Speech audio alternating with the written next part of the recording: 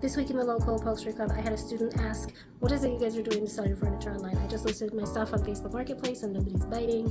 When should I lower the price? What should I do? And I have a pretty complicated answer. And I just sort of wanted to walk you through what I did using my marketing background to sort of find my target audience and get the value out of the piece that I was selling online. So I'm going to teach you how to do that using Facebook Marketplace and also using Facebook groups. The first thing you want to do is list your item on Facebook Marketplace, but this cannot be your only step. People doom scroll through Marketplace, so your piece needs to stand out above the rest. If your piece looks like everybody else's yard sale furniture in there, everybody's going to be expecting yard sale prices. So be sure that your piece is identifiable outside of everybody else's piece there. And that means going into your Facebook Marketplace, into the category that furniture is going to go in, and look at what all those other pictures look like. You don't want it to be overly groomed because you don't want it to look like an advertisement. People aren't into those.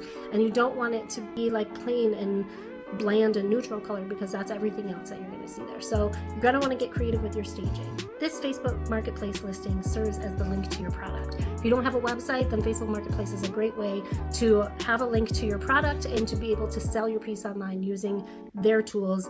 So the next step is going to be to find your target audience. What I suggest is that you pull up your city on Google Maps and look for the communities surrounding your city in your immediate area. Stay as close to home as possible. Consider how far you're willing to deliver and consider how far someone might be willing to come pick up that piece. You want to maximize your profit as much as possible, so you do not want to get into the habit of delivering these things, especially with gas prices the way they are. And you don't want to get into the habit of shipping them or freighting them if you have to, because freighting furniture is extremely expensive, but people in more affluent communities are willing to pay that price if it's something unique and special to them. The next thing you're going to want to do is find these communities in Facebook and on Nextdoor and in Discord so that you can engage with this community, because this is your targeted audience. These are the people who are going to buy what it is that you're selling. So you want them to know who you are. So when I say community groups on Facebook, I'm not talking about furniture community groups. I'm talking about actual city groups, where people complain about their garbage, where people complain about the rat problem, where people complain about bus stops and things of that nature. These are the groups where people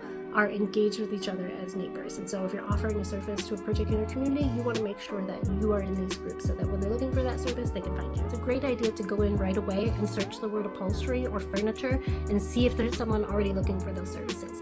Even if they have already received the service or gotten an answer to their post, engage with that post. You want them to see you as someone who also offers that service, so make sure you're engaging in these posts so that they can relate you to that service. The next step is to get to know your community. Engage with this community. Give more than you take. You'll find that there's a lot of people posting in this about stuff that you might find interesting. If someone is posting in these groups and they're posting about something you find interesting, engage with that post. Comment on it or put a GIF or leave a reaction, because people will start becoming accustomed to seeing you as an engaging member of the group, and they'll be the first ones to come to you when you start offering your services because they recognize you as a trusted member of their community. The next step that I want to tell you about is don't sell in these groups. Whatever you do, don't sell in these groups. These are community groups. Most of these groups don't allow it anyway, so don't go in there posting your piece for sale. I find that people find it more interesting to engage with the posts that I have that are pictures of the processes or videos of the processes or the before and after pictures of my piece. Something that just shows that I know the skill and not necessarily that I have something for sale. Because if people find out that you know the skill, they're going to start coming to you to ask you if you could do this or that. And you can direct them to the pieces that you've already made if you don't do custom pieces. And that's where the Facebook Marketplace link ties in. That's your product. That's the link that you send everybody to. So this next rule is the most important rule of them all. Follow the rules. Don't be a dick. You do not want to get kicked out of these groups. You do not want to get a reputation for being an annoying posting member of these groups. You want to get a reputation of being a trusted member of the community that offers services that people can rely on. So don't be a dick and don't overpost and don't post sales, and make sure you're following the rules so that you don't get restricted or banned from these groups, because you need these groups to be the vehicle of word of mouth to get the word out about your services. So once you've gotten comfortable in finding these communities and joining these communities and engaging in these communities and posting about your work inside these communities, find other niche communities on Facebook, communities that sell furniture, or communities that feature furniture, or communities that are enthusiastic about the style of your furniture, interior design, home decor. I even do a lot of fashion groups where I can post some of my stuff. Find groups where people are going to appreciate this type of content and post this content in those groups.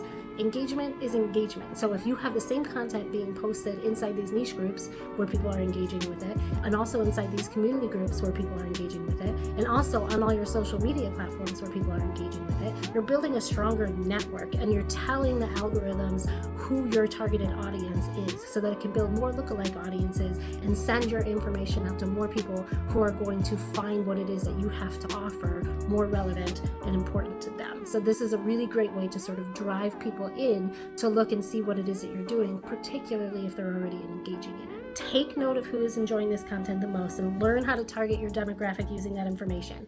You can target your demographic locally by learning who is most often viewing your videos in any of these niche groups. Is it men? Is it women? Is it a certain age? Is it a certain style? Is it a certain income? Like, these are the types of things that you can gather just by being observant in these groups, and using the data from your Facebook page, you can target these groups when you're using advertising. But that's a whole nother marketing video altogether. So I'll do another step-by-step tutorial for that. If you're curious about learning more about upholstery or how to do upholstery, you can follow me here on TikTok or on Instagram or Facebook or at my website, lulco.co, or you can join my subscription group, which is a private group. It's $5.99 a month, where you can access full-length tutorials, live Q&As, and you can even post your projects and ask me to help you troubleshoot them along the way.